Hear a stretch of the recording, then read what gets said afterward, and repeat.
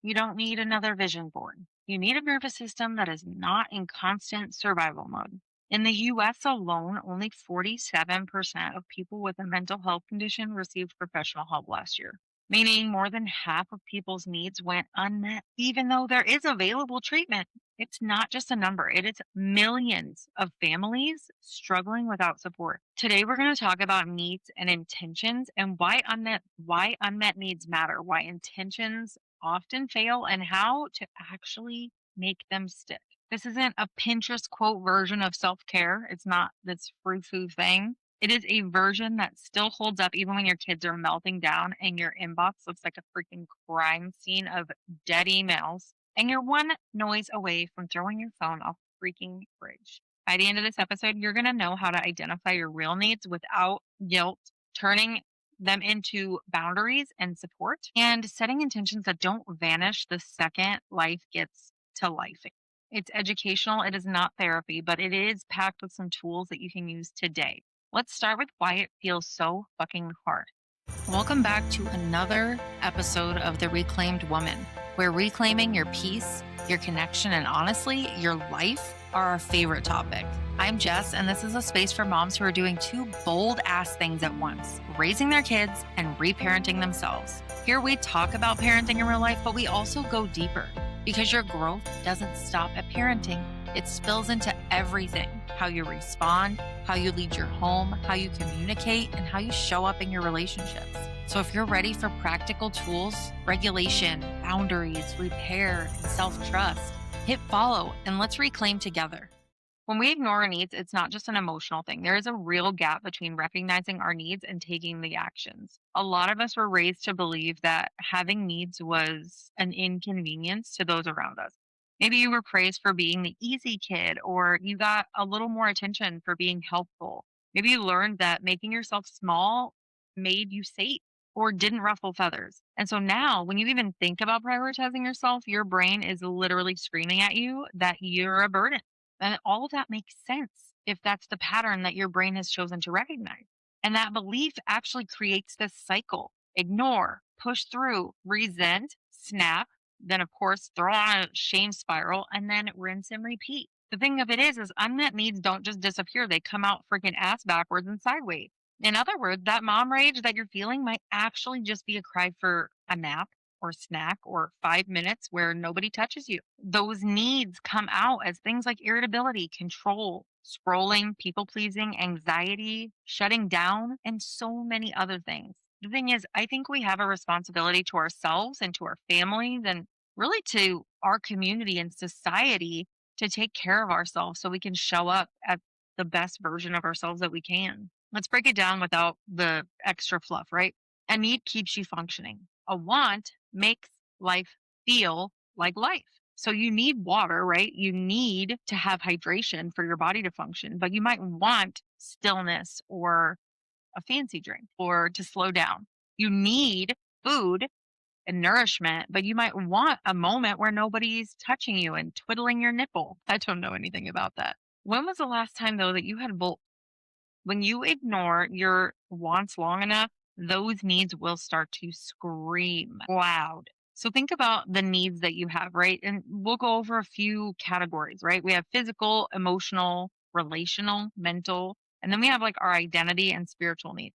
Physical things are like sleep, food, hydration, rest, movement, medical care, right? Things like that. Emotional needs are things like just feeling safe and calm or having reassurance and space to process the things you need to process and not being an emotional dumpster for everybody else's garbage, right? Relational things are like support and respect and being able to repair and honesty, authenticity, and feeling seen. Mental needs are things like clarity and less decisions, boundaries, less noise, time to actually think. And then the identity and spiritual things are like purpose and meaning and creativity and solitude, play. Those are all things that help us form our identity and they're things we actually need. Let me just say, though, you are not too much for having needs in more than one category or having a need in general. I know a lot of us feel that way, like it's too much for us to want or need things, and that couldn't be further from the truth. You can think about that in terms of like, what need am I trying to meet with this behavior? So when something's going on in your life, thinking of all of those different needs, you can kind of stop and look at yourself and be like, okay, if I'm this way, why is that coming up? So are you scrolling? Maybe it's because you're overstimulated and you just need a minute to just let your brain kind of veg out. Are you snapping? Maybe it's because you're completely depleted and you just need time to recharge. Are you avoiding something? Maybe you have a underlying fear that you're afraid to address or you don't know to address. There is actual research that shows that how we regulate our emotions actually changes our goal success. And how we respond to the internal signals like stress or depletion really does matter in our everyday life. Essentially, our body is talking, and we just need a language to really understand what it's trying to tell us. Our bodies are really created so divinely and they are so wise, even when it's messy, even when it looks like a hot mess, it is telling us something. It's telling us some need is not being met. Something is off and I need to find it. It's data and it's a way to keep ourselves curious to figure out what aligns with us and where our values lie. I want to take a second and slow down and kind of give you a bit of a guided reflection here and tell you that our nervous systems are really not built for constant survival. If you think of even animals in the wild, even have time to relax. Like lions sleep for like the majority of the day. We learned about that at the zoo. So it's like even an animal like that has time to rest and recharge, right? And it's okay to feel that truth. We are not made to be constantly stressed out like that. The research that is within the relational neuroscience field shows that connection isn't optional. It is actually a biological need.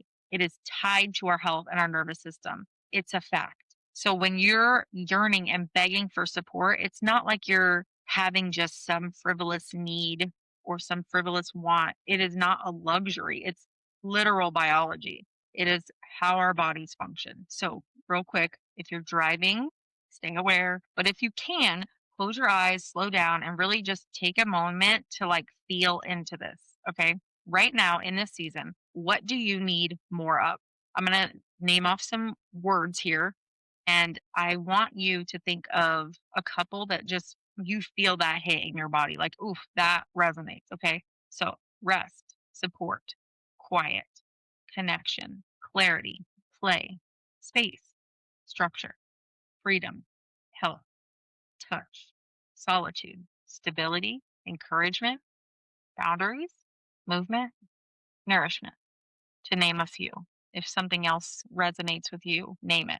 And then ask yourself, where am I trying to survive in my life without this? And then the most important question that comes from that is, what is one small way I can honor that need this week?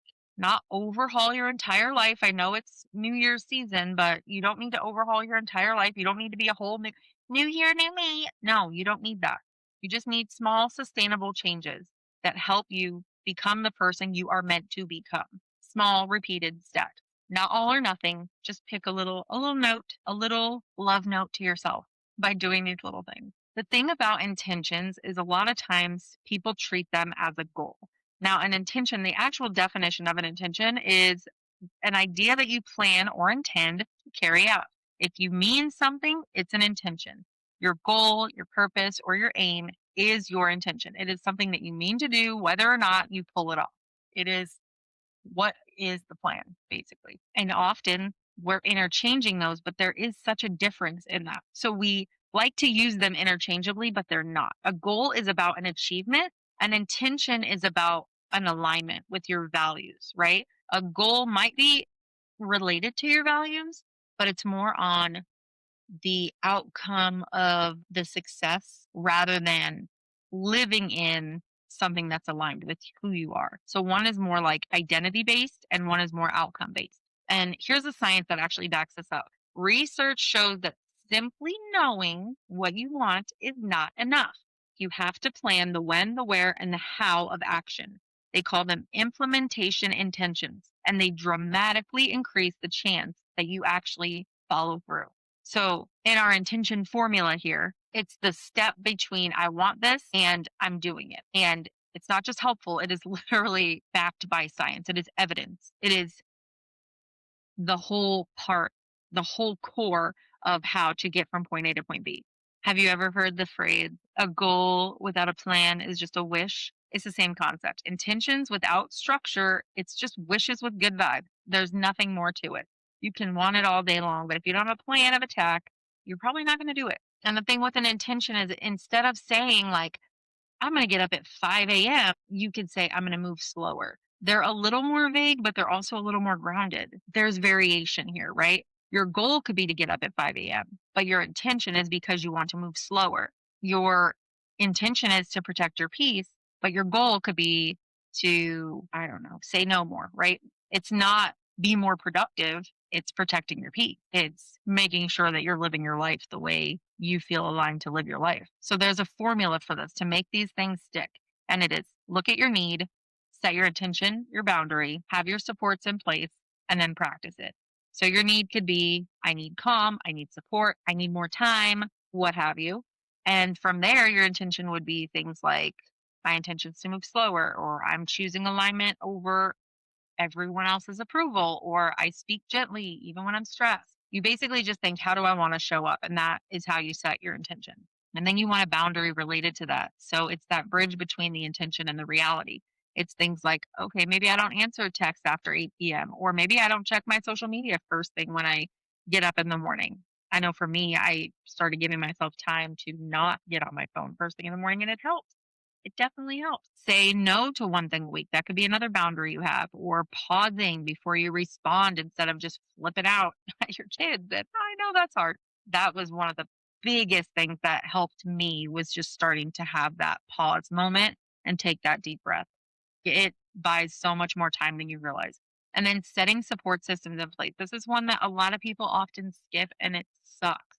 Maybe you find someone that you do like childcare swaps with, right? Like, oh, I'll watch your kids on this night if you watch my kids on that night, and we go on a date or whatever. Finding things like that where you can kind of do a trade off to help each other take care of yourselves. Meal prepping, somebody helping you meal prep, setting calendar reminders. For me, it's I have like Google Nest things, and oh my gosh, it helps so much with remembering things. I have it set up for like morning routines. I have it set up to remind us for medicine because Bryce gets hers twice a day. I have it set up for a nighttime routine and stuff. Like it's so freaking helpful. Therapy, things like accountability buddies, stuff like that, all great supports. And then you practice it. And it's practice for a reason. It's not perfect. It's not going to be something that happens every single day. But if you're prepared for the fact that it's not going to happen every day, you can give yourself more grace in that and you can show up better and with more capacity to try to do the thing. It's just like a daily rep. The thing I do when I am tired and still tempted to do things and that are not in alignment, right? Like where I kind of just forget who I am and who I want to be, right? And I'm not acting in a way that feels like that. It's like the difference between shame and then like healthy shame, right? Like we have healthy shame and healthy guilt because there's a part of us inside, like I said, it's the data, right? That tells us things. We feel guilty sometimes because we know we acted in a way we didn't want to and we feel shameful about it. And that's healthy. It's a way for us to stay the person that we're meant to be. It's not meant to spiral out of control. And when we can practice that and practice showing up and have those systems in place, it helps us to not allow it to spiral out of control, but to say, yep, I acted in a way I didn't want to. Let's get this back on track, or let's try again, or whatever that looks like for you. A real life example of this could be things like, okay, if you have a need of less overwhelm, you might set an intention that's like, I need to create space in my life, right? Whether it be visually, mentally, whatever. Your boundary might be maybe I only do one out of the house thing a day, right? Maybe I'm not running all over the place. Your support could look like your partner doing bedtime routines twice a week or something to take that off your plate so that you can have that time to yourself or whatever that looks like. And then you practice it. So, like each morning, you might be like, okay, I'm only going to get these three things done today. And so you remove that giant to do list, which helps build that confidence. Because, like we said earlier, that research saying like it reiterate that motivation lack and the self-esteem issues, right? So rather than the self-fulfilling prophecy of I'll put more on my list, which will make me feel like shit when I don't finish it. Instead, we take a bunch off of our list so that every day when we have those small wins, it helps us keep up the motivation instead of making us spiral into a I can't do this. I should have known better. I'm just not equipped to handle anything. Blah, blah, blah. Move on. Like we all have those like trashy thoughts, right? Like from time to time. I have them often. And so it helps us to not like reiterate that pattern. It helps us to kind of break that pattern when we only do a couple of things. So having that top three priority list can be incredibly beneficial when you're rebuilding that self trust. And it's important to note don't just write them down, but live them. This is why we have these plans, living out those intentions. And if we don't get it this time, we'll get it the next time, right? You just keep trying and keep showing up over and over. And there's always blocks that come with these things, right? Some of the biggest blocks are things like guilt, people pleasing, perfectionism, not having a system in place.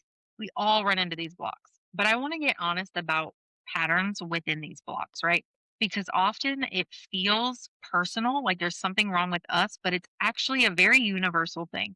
When we fail to meet our goals, like big intentions that we set at the beginning of the year or, you know, things like that, research shows that it actually changes our motivation and our mood. In experiments, there have been people who have failed on high and specific goals, and they don't just feel burnt out. Literally, their self esteem and their motivation drops too. It's measurable real world psychology. So it means it's not just about discipline, it is literally our structure and our strategy, our intentions without a plan often backfire. And that's exactly why I'm walking you through all of these needs and intentions and boundaries and supports because that's how that intention behavior gap that all the science is showing us. That's how we break that pattern of I try to do more things and then I can't finish the things because I've overloaded myself. So then I feel like shit because I didn't do the things. And then it becomes that self fulfilling prophecy of I'm not even going to try. So then I feel bad because I can't do it. And you just keep going in circles, making yourself feel bad. Back to those big blocks, right? The thing of all of this is that it is predictable. And predictable means changeable. If you can predict it, you can get ahead of it. That's what's beautiful about it. So if we go back to those blocks I was telling you about, if say you have guilt, if I take care of me, I'm taking away from them. But you could shift the thought around that to be like, when I meet my needs, I'm showing up with more capacity and creativity and care, and I'm able to be the best version of myself for them. When it's predictable, when you hit that roadblock of the guilt, like, I don't think I'm going to be able to take this time away from them, you can get ahead of it. So if it is perfectionism, if I can't do it perfectly, I'm just not going to do it. Or I'm going to drown myself in this work until it is perfect. You can shift that because you can get ahead of it because you can predict that this is where my default goes, where I tend to go when I feel like I can't get it accomplished. You can shift that thought to I'm not here to perform. I'm here to keep practicing and to keep bettering myself. And it is a ever changing and ever growing lifestyle. Not having systems. If you know that you struggle with setting systems, you can problem solve for that. And the thing is, sometimes people push against the systems. If it's too rigid, then I'm not going to be able to do anything or whatever. But you could shift that thought and be like, my structure is not restricting me from anything. It's actually more scaffolding for freeing up my time to be able to take better care of myself or spend more time with my kids or whatever those needs you have are. It's really important to recognize those roadblocks. And when we can see that predictability, again, we can get ahead of that curve and that gives us a better chance of a different outcome.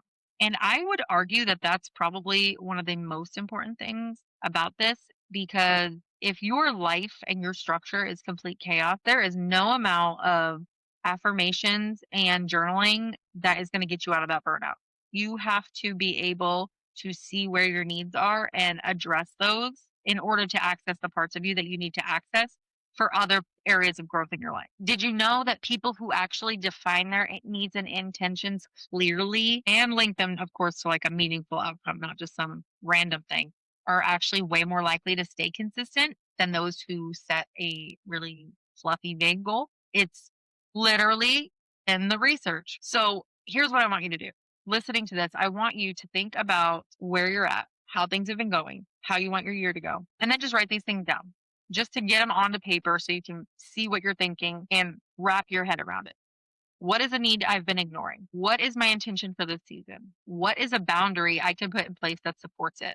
what is one way I'm willing to ask for support? And maybe who? Who am I asking for support within this?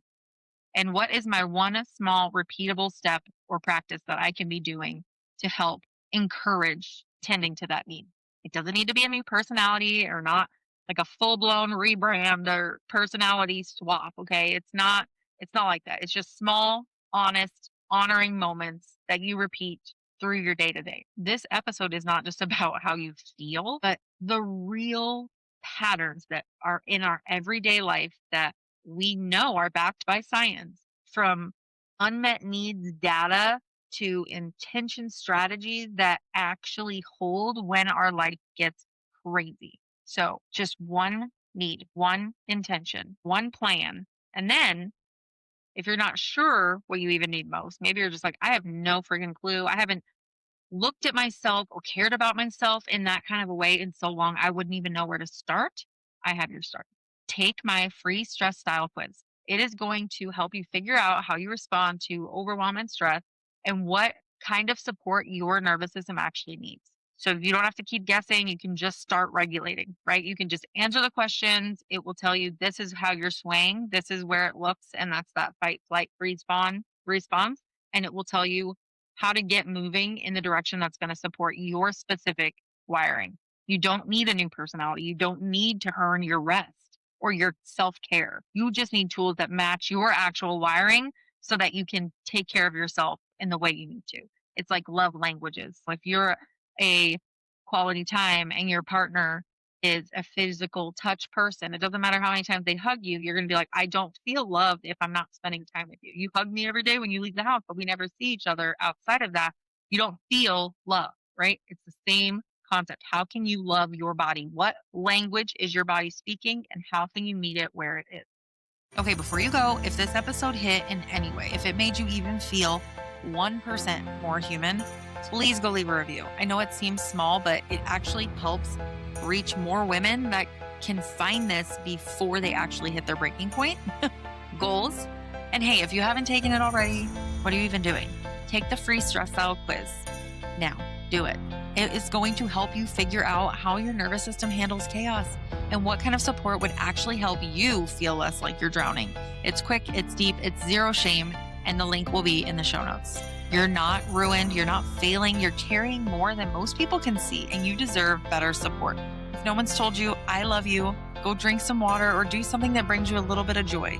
Protect your peace, and I will see you in the next one.